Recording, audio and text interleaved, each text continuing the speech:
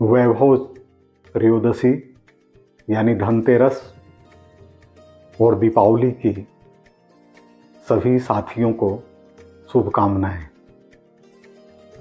यह बहुत ही आनंद, मंगल, खुशी, प्रेरणा, विकास, उत्कर्ष का पर्व है और हम सभी को अनादिकाल से प्रेरित करता है एक नए सपने को जीवित करने के लिए, नए भारत के निर्माण के लिए, परस्पर सौहार्द भावना के उत्पन्न करने के लिए।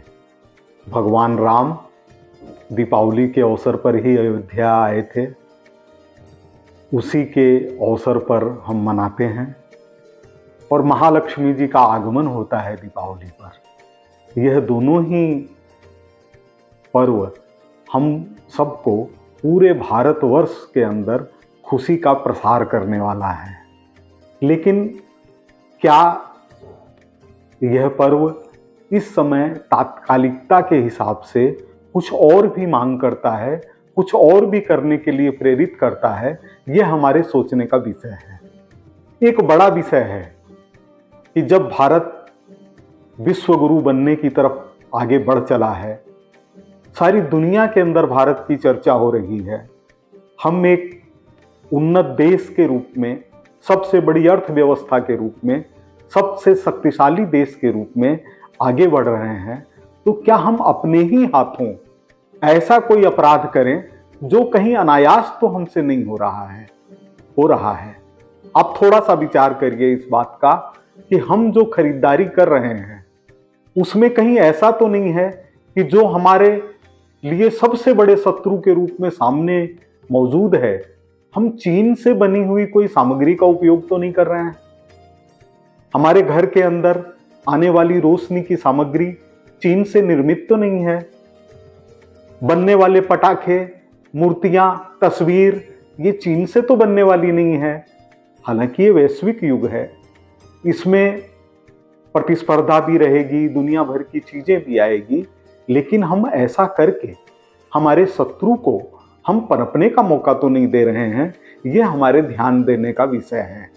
तो एक तो हमको ये जरूर याद रखना है कि हमको दीपावली के अवसर पर कोई भी चीज चीन से बनी हुई नहीं खरीदनी है, बिल्कुल भी नहीं खरीदनी है। इसका हमको प्रण लेना चाहिए। दूसरी बात यह है कि हम देख रहे हैं कि कोरोना काल के बाद हमारे बाजारों पर, बाजार किसके हैं? बाजार हम लोगों के ही हैं, हमारे ही भाइयों के हैं। उन लोगों को कितनी परेशानी का सामना करना पड़ रहा है। 2.5 साल तक बाजार बिल्कुल ठप रहे हैं।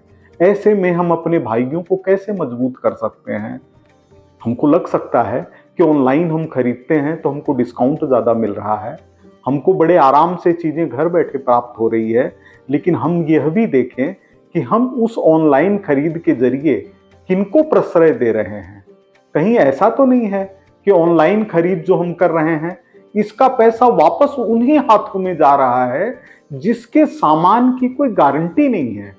हम एक फर्नीचर खरीदते हैं, हो सकता है हमारे जो खाती का बनाया हुआ, बढ़ई का बनाया हुआ, कारपेंटर का बनाया हुआ, वो एक कुर्सी 10,000 रुपए की आती हो, वही कुर्सी ऑनलाइन खरीदने पर 2,000 रुपए की आती हो।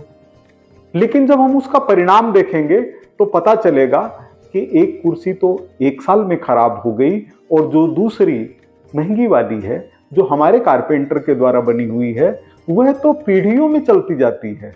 हम अपने घर में कोई तख्त देखते हैं, वो तख्त कब का है तो पता चलेगा कि 50 साल पहले भी वो तख्त था, हमारे दादाजी भी उस पर बैठते थे। लेकिन कोई भी चीज इस तरह से खरीदी हुई उसकी कोई गारंटी नहीं है। इसलिए ऑनलाइन कोई चीज की खरीद करना यह गलत नहीं है, लेकिन कम से कम ऐसे मौके पर जिसमें हमको पूरी गारंटी चाहिए। जैसे हमको मिठाई भी खरीदनी है तो हम क्या ऑनलाइन खरीदेंगे मिठाई? नहीं, हम उनसे खरीदेंगे जिनकी प्रतिष्ठा है, जिनको हम जानते हैं, जो शुद्ध चीजों का उपयोग करते हैं। तो यह जो दीपावली का पर्व है, यह शुद्ध के लिए युद्ध और चीन से बनी हुई सामग्री का विरोध, यह 2 संदेश लेकर के हमारे बीच आया है और निश्चित रूप से यह दीपावली, जबकि देश आगे बढ़ रहा है, हम सब के अंदर और खुशी और शक्ति फैलाने वाला होगा।